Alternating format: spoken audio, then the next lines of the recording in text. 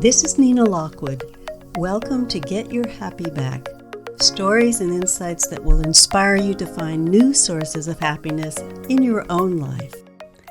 I've known my next guest for literally decades, but this was the first time that we really talked about his creative journey, about his music making, earning a living, and what happens when you follow curiosity instead of a plan. Hello and welcome to Get Your Happy Back. And today we have a force of nature, Jake Holmes. Hi, Jake. Hi. Now, don't dispute that because I have quite a long list of things to prove it. Oh, okay. So, Jake is practically a relative at this point, but this is actually the first time we can have a chat about your background and creativity in a way that isn't around a meal or some crazy activity we've done in the past. So I'm just going to give a little bit and then we'll just see what happens from here. So you have been a singer-songwriter, you've written advertising jingles, and I took this line from I have to read this, 2001 online music magazine called Perfect Sound Forever. I don't know if you remember it. But as the intro, it says, how many musicians can claim to have been in a comedy team with Joan Rivers, written a concept album for Frank Sinatra, had one of their songs stolen by Led Zeppelin, and hung out with Nelson Mandela? Only one. And that's you, Jake.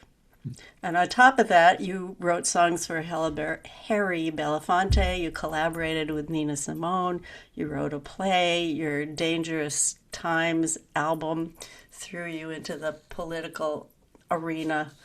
And then there's all of that history of your musicianship starting in the 60s, playing with the Yardbirds, being a friend of Jesse Colin Young.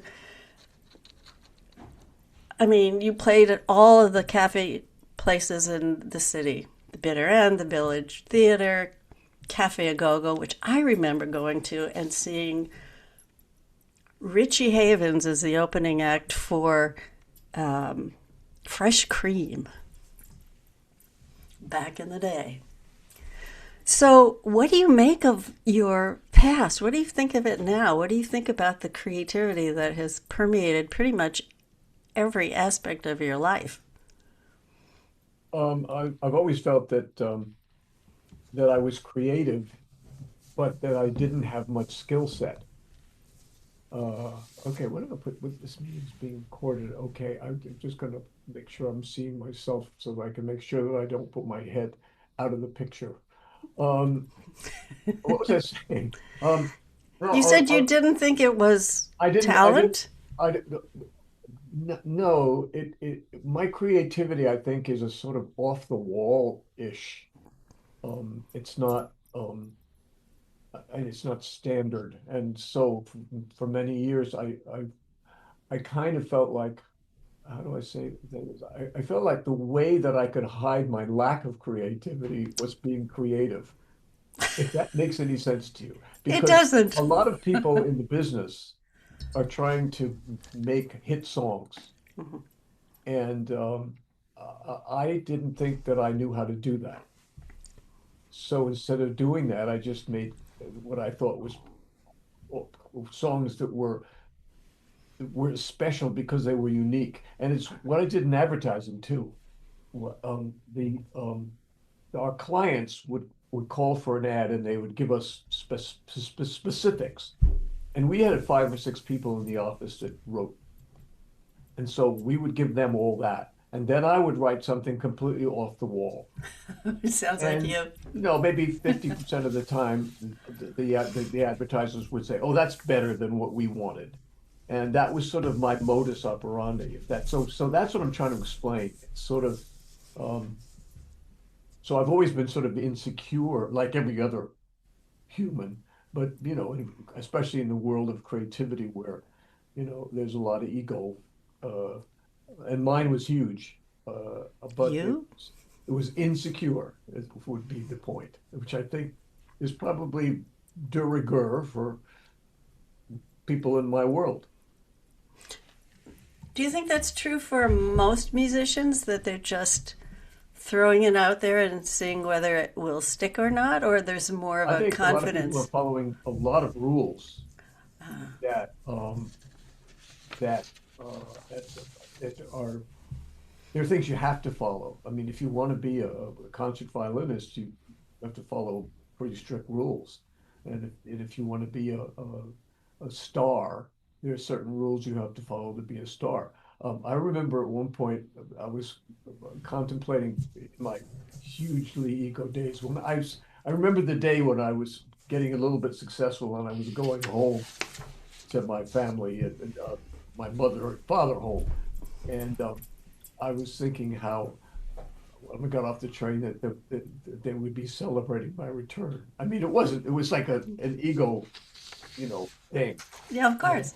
and it was that memory, that first memory, and I said, now I'm going to get my accolades, and that was, oh boy, looking back, I'm sure you can look back at your stuff and go, oh, why did I?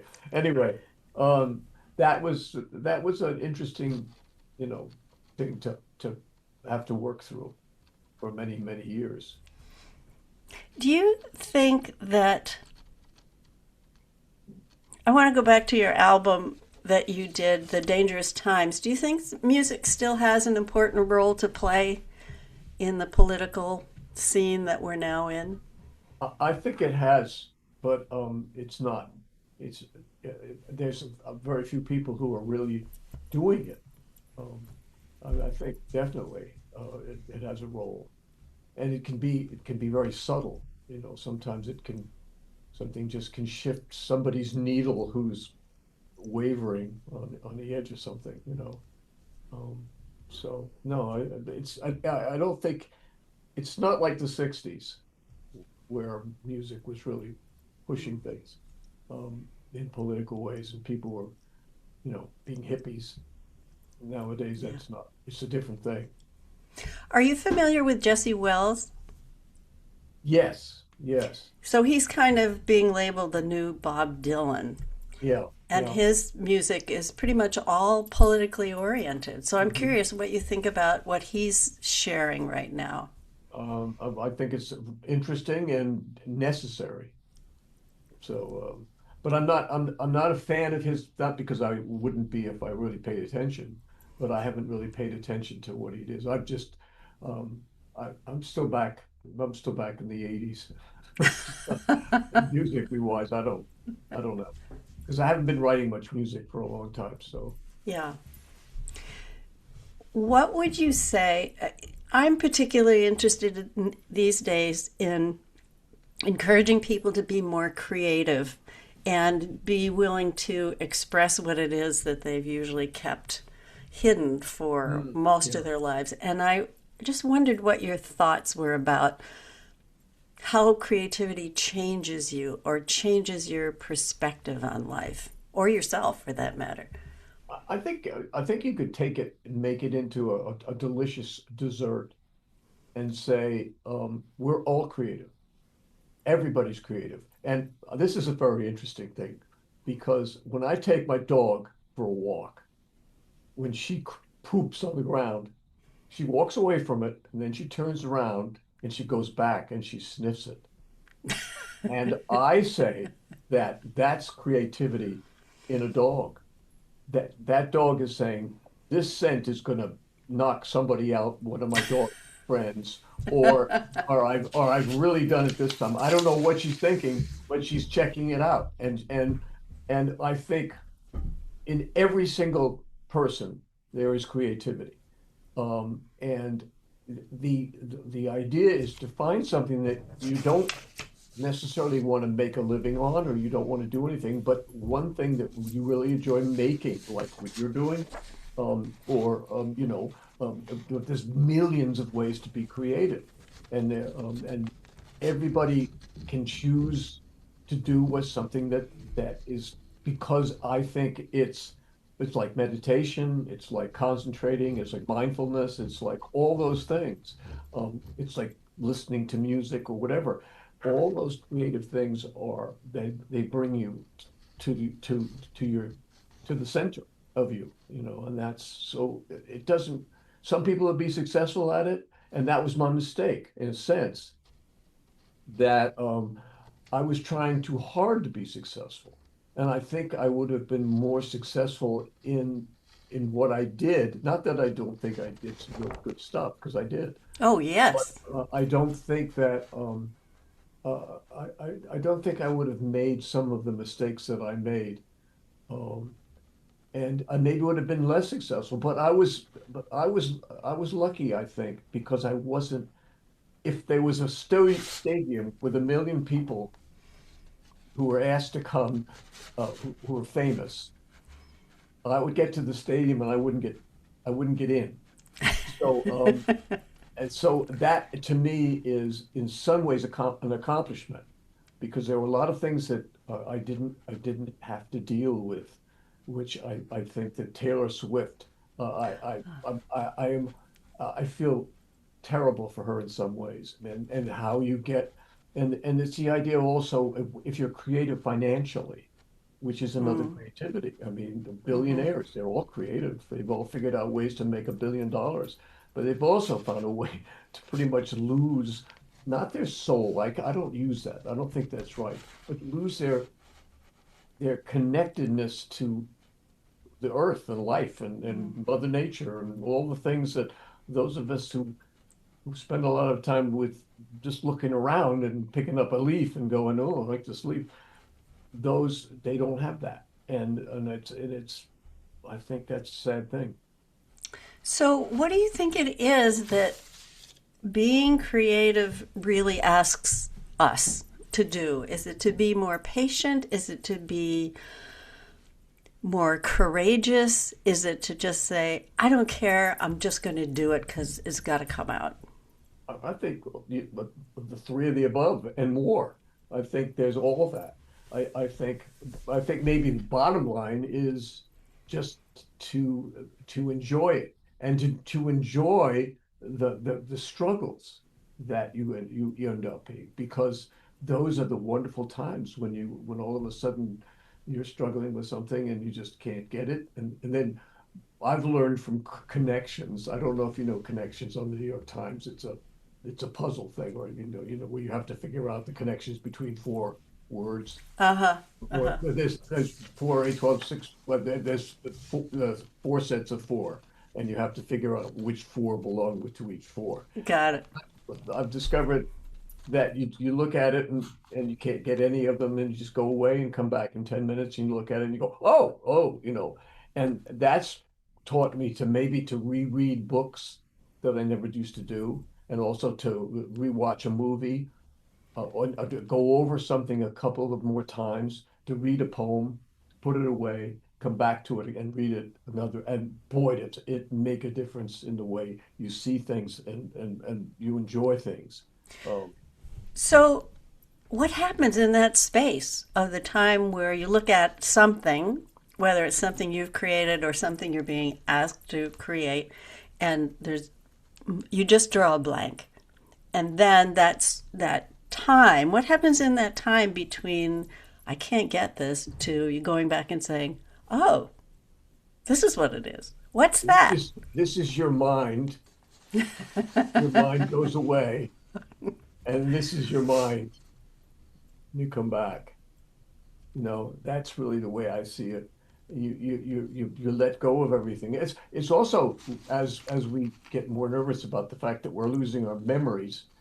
And I find that I'm trying to remember somebody's name, and the minute I try to find out the person's name, and this is the thing that happens, what about that guy who was in that movie? And then the other person who is saying, yeah, what movie was that? Meanwhile, you're both trying so hard.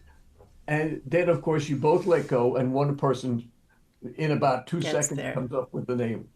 And that to me is a very important thing because, and I think you deal with that, Gary deals with that, of trying to relax your whole mind and brain and just get down into the quiet, into the quietness, or down into the nothing, or if you want to talk about it. But letting your mind, and I think I don't know about you, but I think I've been training my mind to let go of thoughts and Hmm. just, don't try to think your way into it. Just try to relax and let your mind bring it to you, you know, if And that makes how does, when you're doing that, do you notice anything particular happening in your body in Oh, yeah. terms, like what? I just let go, and your body lets go. I'm actually right now. I'm just so yeah, I'm I'm practicing that idea of, and when I do an exercise, I count on my fingers, but I don't look. I don't move them or anything. I say, well, there's my little finger. Now my thumb, and those ideas and being in contact that way is really good. Is really a great thing to do.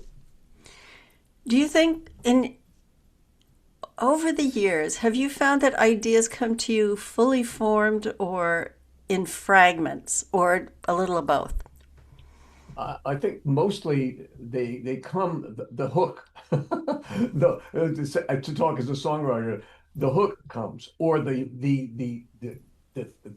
part, and then all of a sudden, um you've got something, and then you go, or you see a star or something, oh, that's a beautiful, oh, wait a minute, I can, oh, and then you figure out what you can do with it. And that too, I write stuff in a book, and then I'll come back and look at it in a couple of days, and I'll think to myself, "That's brilliant," you know. And then and Probably is. that's part. No, I am a big fan of my work. I've been going over some of my old songs, and I'm thinking, "Damn, that's a good song," and that I think that's okay, because I don't need to go out and perform them in front of people or anymore, or do that. I can just enjoy the fact that they're there, and then that's great. What was it like back in the day when you were playing with all of these musicians and you're all together and there's an incredible energy that's generated by being with other musicians who are also in that process of creating. What did that feel like? Did that increase your mind's ability to come up with new ideas? Was it intimidating? What was that like? I Is think you say again, all of the above. I remember was improvising with my guitar player Teddy. I don't know if you ever met him. I Um, don't think I did. Teddy, here's what I will say: that if anybody deserves credit for having written "Dazed and Confused," Right. it might be Teddy, because I did come up with the line and the lyric, but he made it, well, he made it a really interesting thing. But anyway, where was I? This is where I get screwed up because I lose my place. We Um, all do. So I uh, was talking about what it was like to be in that milieu where, okay. got it. That's why I'm talking about Teddy, because Teddy and I were improvising, and it was so amazing that all of a sudden it was like we got embarrassed.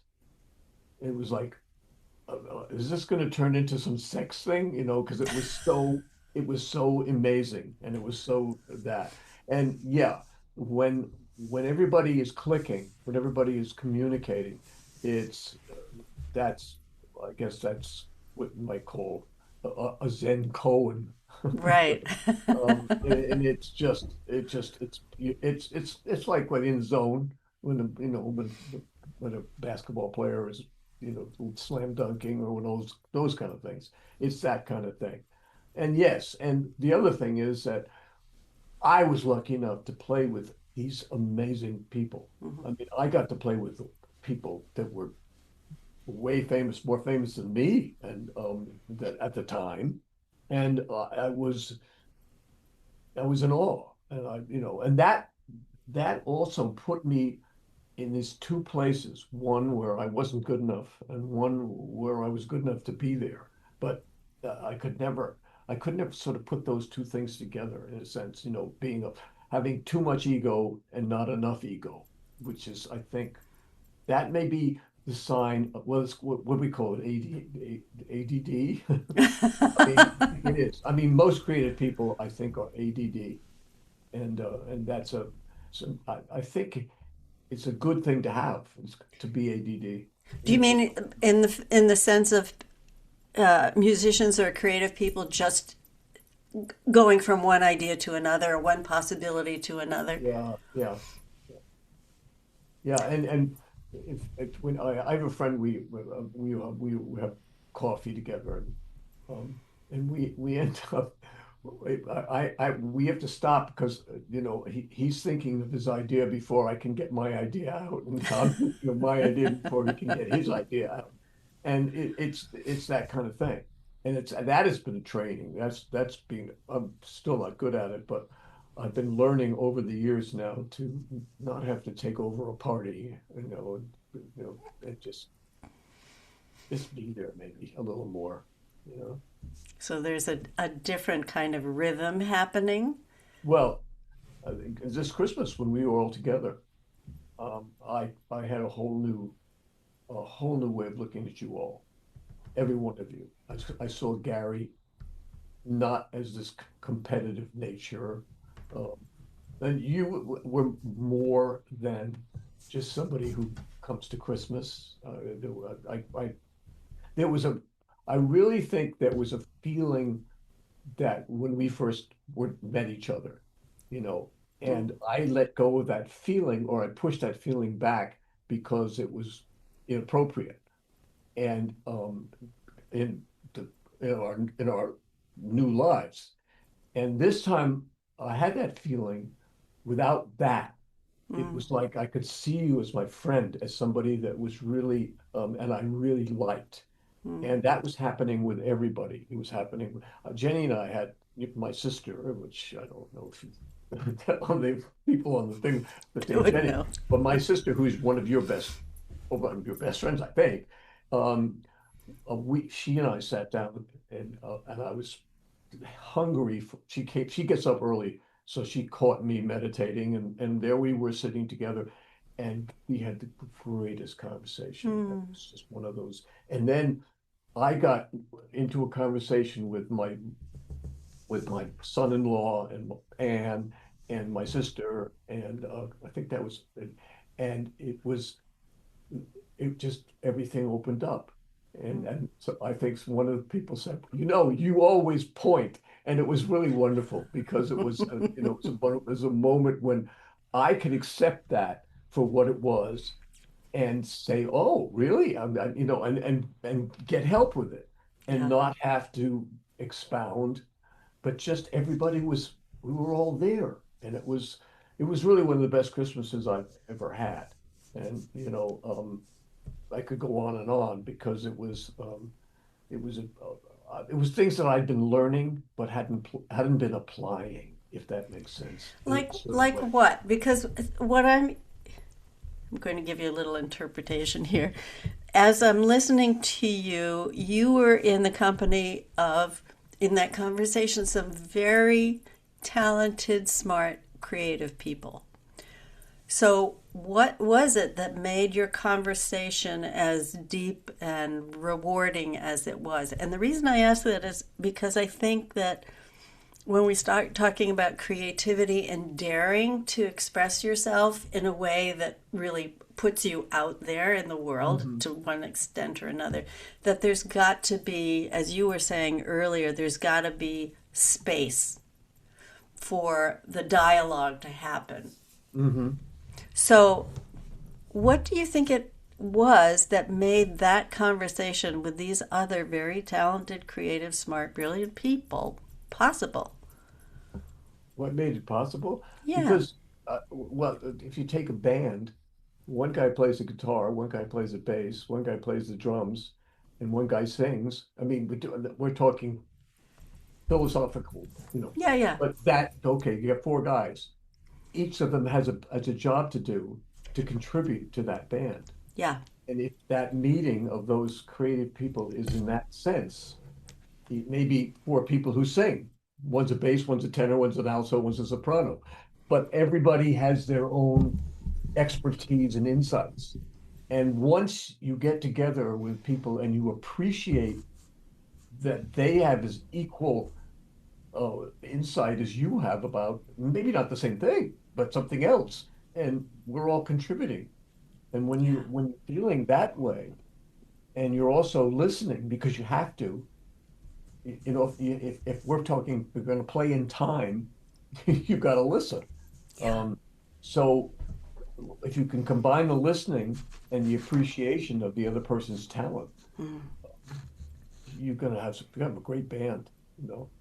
If I'm being metaphorical here, but yeah. Yeah, but I think your point is well taken, is that, and what I'm hearing in it is that, for instance, if I'm interested in exploring my own creativity, which is to say, okay, what's in me that wants to come out, is that I gain so much from listening to people who are already doing that. Mm-hmm. But Mm. if I'm just, and maybe you were talking about that in terms of ego, that if I'm in, very egotistical, how am I going to look? How is it going to sound? Will anybody like it? I can't hear anybody else as well. That's right. That's the hard part. And that's what I've been struggling with for the last maybe, I don't know, 30 years. Um, I started 30 years ago, I think, finally sort of waking up, and not in the terms of necessarily Sam Harris, but if you know who he is, I'm sure you're familiar with him. Yeah. Um, it's not waking up. It's just more like it's a line you cross where you don't have to prove yourself the way you used to think you had to prove yourself. Now you have to improve yourself. And That's maybe a good that's way, point. I don't know. Maybe that's the way to look at it. I don't know. But that's Yeah. been my struggle, I think. And I'm beginning to think I'm finally making some progress. And Christmas was a very good indication to me of that. In listening or in being present or all of the above? Okay, well, here's something that happened. I was sitting quietly, and I took my hand and I put it over my hand, and I had my eyes closed, and it felt like I was putting my hand on Anne's hand. Ah, And all of a sudden I realized that I loved myself like I do her. wow. And it was like, wow, that was really a big moment for me. And that kind of thing, that those kind of things do happen a lot more for me than they used to. So, um, you know, Do you that's a pretty powerful moment. yeah, it was. Do you think that that kind of, I know this sounds like a hackneyed phrase, self-love or self-acceptance is necessary if you want to be creative, or whether it's something that occurs over time? I think creativity leads you there. I think that's part of what it is. And the problem sometimes though is that then you sometimes you want to show off with it. But I've gotten to the place, it embarrassed me first to think I'm listening to some of my old songs and I'm thinking, boy, I really like these songs. Wow, yeah, that lyric is amazing. Wow, you know. But then I stopped and I said, well, yeah. I mean, your other self from back in the day who's you're not that guy anymore. You're looking back at this young, you look at a picture of yourself in a book or something and you say, wow, that's a handsome dude, you know. I mean, you know what I'm saying? I mean, you look back at pictures of you and you're going to say, whoa, you know. So that's what I'm saying. So, but you got to level that to where it's not, you're not trying to be a dictator, you know. Yeah. Um, there, I don't have anything else to say about that. No, I think that, if you were speaking to someone who was just at a point where they've lived a pretty left brain life, maybe there's an accountant or a lawyer or something in business where it's very left brain, and they're just beginning to say, you know what, I've been spending my whole life doing what's expected of me, taking care of other people, and now I want to know what's inside me because this can't be all of it. What would you say to them? How would they start? I would say my thing I think right now would be to say think about what it is you love to do outside of work, and maybe you love to work, and maybe there's something you love to work. Well, put that into doing it for the joy of it. Mm, Come to that place and do it for even if it's, if it's, I don't know, playing parcheesi. I don't know, going out and being, there's a wonderful uh, thing about two ping pong players playing ping pong, not just to keep the ball on the table, struggling so hard, to keep it on the table and to try to make it, do it as much, but never try to beat it so badly that the other person can't get it, but badly enough so that they have to work real hard at it. But you know what I'm saying? It's like that. I think that's a great way. It's a great method of learning how to appreciate things. I don't know. I think it is, you're sort of leaning in this place, which is use your creativity, use it in some way. I mean, you can do it some ways. It's like saying, um, start to train your eyes to see. mm, Like there's a group of people who go to the museums and they spend 10 minutes in front of a painting and they watch it for 10 minutes and then they right. go away and they talk about it. I mean, and that's using your eyes, and being able to, well, all the stuff. Be present. Well, not everybody who's listening knows. I know, that's the problem. Well, that's why we're sharing this, right? That's right. And that we could share, I can tell you the same thing for all your, I don't know how many years, but no, but I'll say it maybe in a different way, at my way of saying it, that will open up just a little slice and you get another insight into it. You know what I mean? And you can say something to me from your point of view, and you open up my insight to it, because we're not, we never get it.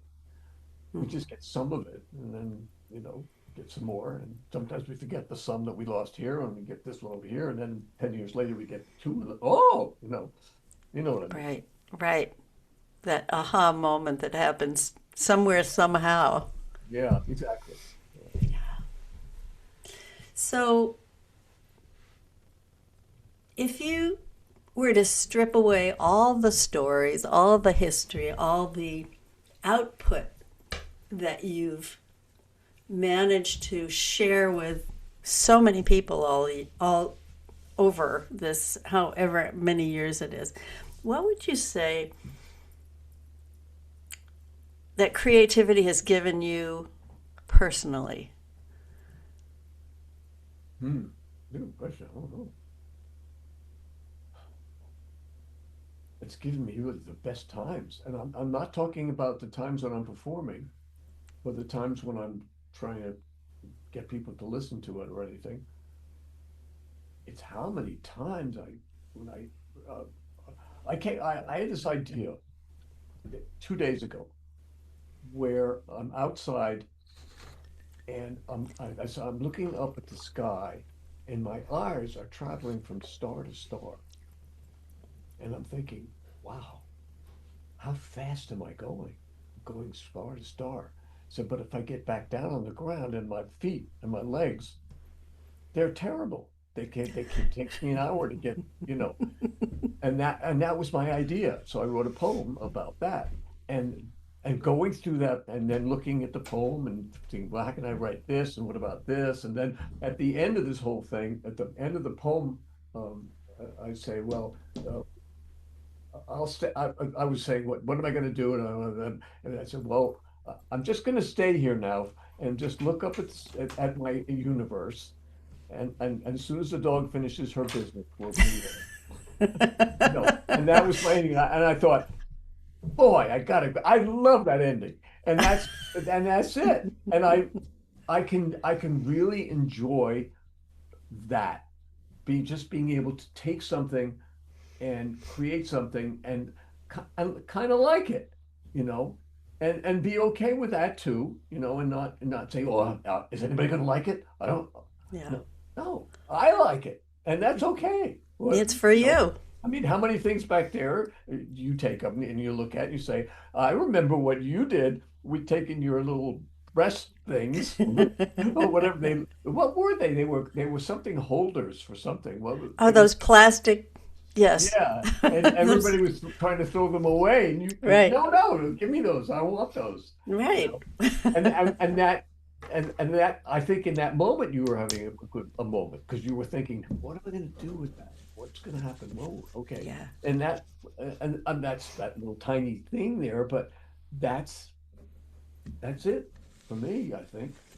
You One of my favorite sayings that a friend of mine said to me years ago, and this was in the context of something totally unrelated, was, what else is possible? And I think that question, although know? it can be rephrased in an infinite number of ways, Oh yeah, yeah. is the one It's almost a that, Zen Cohen. yes, Yeah. what else is possible in my life? What else is possible? Could I write a book? Could I make a painting? Could I write a poem? Could I learn to stand on my head or do yoga? It's just that wanting to push a boundary, explore something, because nobody knows what's in them. And if we're just conduits, if there's just stuff coming through us, it's not Yeah. limited unless we close ourselves off, I think. What do you think? I totally agree with you. I don't think there's anything that I could argue about that. I don't particularly want to, but let me look at it. Um, yeah. What else is possible? Yeah. Yeah. It's. I think then that's. Um, this is funny because this morning I was kind of caught between these two things I had to do, and and I was worried that we were going to take too long and I wouldn't get in here on time. And I was thinking, oh my God, I'm going to go to this stupid thing. I have to get this passport. Anne's done all the work and I don't really know what's going on. And it was, and I was in one of those, this is, you know, catastrophizing. Okay. Right. And, well, so we got there and we met this guy, Johnny. He's an older guy, been born in Beacon. So he, you know, and he was the nicest man. He Hmm. was so nice and sweet, and it was a great experience with him. And I I have realized, and this is it's just wrong, but I love it. Is Anne says sometimes, you know, you're a catastrophizer. And yeah, I am. I do. But I said I was explaining myself, and I said, look, if I all the things that horrible things that seem to happen in my life come as this horrible surprise. All of a sudden, I've had a car accident. You know, and you know all these things. And, oh my God, just I just came down with COVID, whatever. Unexpected. They're always unexpected. So if I expect a catastrophe when I wake up in the morning and I expect one, I'm not going to have one. You see? Oh, well, Now that that flies doesn't in the hold. face of that It, flies well, in the face of a self-fulfilling prophecy, right? yeah, well, there's no self. That's what I'm saying. But I don't seem to be able to do that, and I can't tell you how many times that Ann has said we're going to go to this. I want you. We want to go to this thing, and I go, oh, really? Oh, okay. And I get there, and because I was that way, I'm surprised. I'm amazed by it. You know, I can't tell you how many times that's happened that she's done that. And it's because one of the good things about us is that we are very different and we have different modes of operation. And they're both in their own ways are really good. So when they're combined, sometimes it's like great stuff happens, you know. You know, Right. you know, I didn't want to go to her concert. I didn't want to. I wanted to say, oh, I was tired. I didn't want to do this. but then she said to me, I think you should come. And I was on the edge. I thought maybe if she gave me permission not to come, or just by not saying anything, I might be able to get out of it. So I went, and the first song, I was weeping. It was Uh, so beautiful. It was such a wonderful thing, and it was a wonderful concert. And it was supposed to be this big deal, but it couldn't happen. So they did the concert in their rehearsals place for family. And so 90% of the audience was male and mm. or children and guys. And it was wonderful. It was really wonderful. So you see, there's those things that we learn when we get my age. We learn about that to look forward to something sometimes can be wrong because you look forward to it and then when you get it and it's like, eh. But when you're resisting and then you just allow yourself to go with the resistance and accept what it is, it's like shock, you're beautiful, wonderful. So it's surprisingly enough, resistance can actually pave the way to have a new experience because Yeah, you're not getting what you expected. yeah, yeah. I mean, listen, all these things have the other sides too, I mean, I'm Of not just, course. we're dealing in pie in the sky shit. Right, but still.